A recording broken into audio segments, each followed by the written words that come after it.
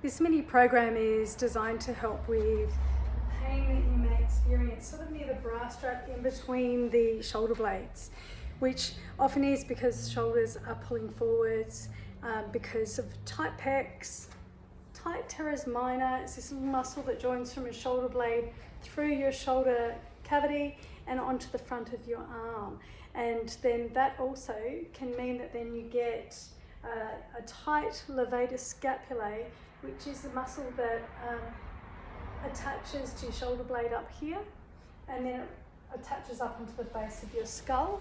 And the last one is along your collarbone. So we're going to start off with the right pec. So for that one, and we'll do your test first. So that is testing how far your arm will go back. You do that on each arm. So for instance, so for my right arm, what I'm going to do is feel where the muscle is, that chunk of muscle in there. That's the bit that we want to be loosening. So in order to loosen it, I'm going to get you to use 2 fingers and then push it into the muscle at the bottom there, and then you're going to drag up diagonally up towards your nose, but really push in hard and drag up. It should be really uncomfortable. So 3 times. And then you're going to take your arm back and see if it goes back further. If it doesn't, then you need to do it again. So I'm going to do that. You can even do a bit of circles in there, but the most important one is, and do it with your breath, deep breath in, and then exhale and drag. 2 more times, and then exhale, drag. 1 more time, and drag. It will take a little practice to get in deep enough, and you'll probably find that if you're right-handed, you're going to be stronger on doing it on the left side. But yeah, just keep practicing and that will get looser, and you should find that then that arm goes back a lot more than it was before. But anyway, next one, because we would need to do the whole lot. So the next one is the Teres Minor, and the best way to find this is kind of going up from your armpit and your arm. It's going to be, for me, it's right there. You'll find it, you prod around through here, and you'll find a spot that's like, it radiates down your arm. And once you've found that really tender spot, you've located it, then we're going to use a ball against the wall.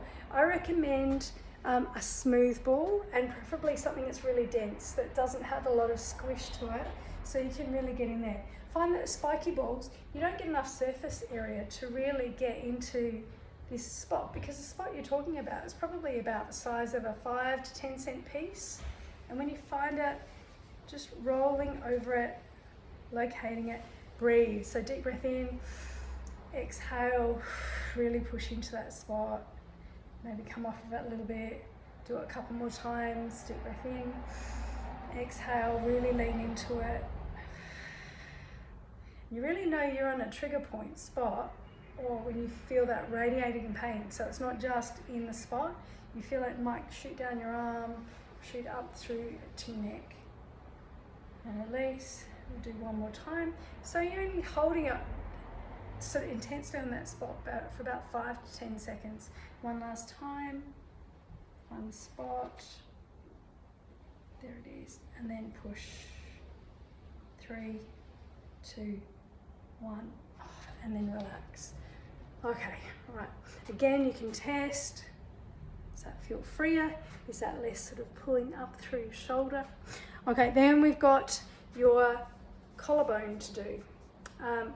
Actually, we're going to do your Levator Scapula next. So that one's one back here. So the best way to find it is if you put your arm behind your back, and then I want you to find your scapula, which is your shoulder blade, and find the top peak of your shoulder blade. And when you do that, and you may need to pause the video and find it, then when you do, just above that pointy peak of the shoulder blade, there'll be a bunched kind of muscle there, and that's the spot we want to find. And when you press down on it, you know it's right when you feel that it does often radiate up towards the skull where it attaches to the skull. And then you're just going to press on that area there for about 10 seconds, and this is going to make you acutely aware of that spot. You can let your arm relax.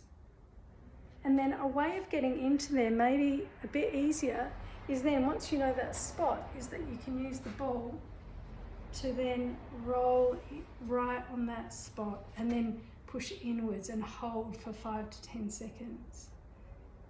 And breathe, because your body will relax, your muscles will relax more when you exhale. They won't relax if you're holding your breath. And then relax, go back to that spot, another 5 to 10 seconds. You can go forwards, backwards if you want, or little circles. And then release, just relax, and then we'll do one more time. Usually do these things 3 times. Okay, finding that spot, pushing back into it, breathing, relaxing into the exhale, pushing into the ball. 3, 2, 1. Okay.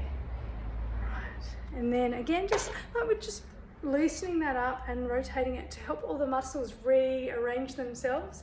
And then we're going to do that stretch again. Gosh, that's so much better now. All right, for me anyway. And then the last bit will be your collarbone, because above your collarbone there is a muscle called the scalenes, and those ones get really, really tight. Also between the collarbone and then the first and second ribs. So what we're going to do here is use a finger above and below the collarbone, and then push down in through the skin to the muscle, and then drag your fingers forwards and backwards for about 30 seconds. And this helps to relax those muscles, those attached muscles, and the scalenes as well, which is just above your collarbone. This one I find is quite sensitive and can be quite painful, but just also remember that you're actually moving both the skin and the muscle under the skin rather than just rubbing on the top. So in as deep as you can. Good. Keep breathing. 3, 2, 1. Okay, and then relax. This stretch, you'll see how it goes a bit red, will also help give you more range of movement to turn your head. So now, when you take your arm back, I'm right next to the wall, but you should find that you can get a lot more range of movement. So I can take my arm right back, it's actually against the wall, but that is a huge amount more movement than I had before. And what people often find is when they do their first range of movement straight, arm back, that then when they go back, that their shoulder starts hiking. So once you've done all these stretches, you should find that you can take your arm back without that shoulder hiking up or raising up. So then repeat on the other side. And doing that daily, I would say for at least a week, and you should find measurable change.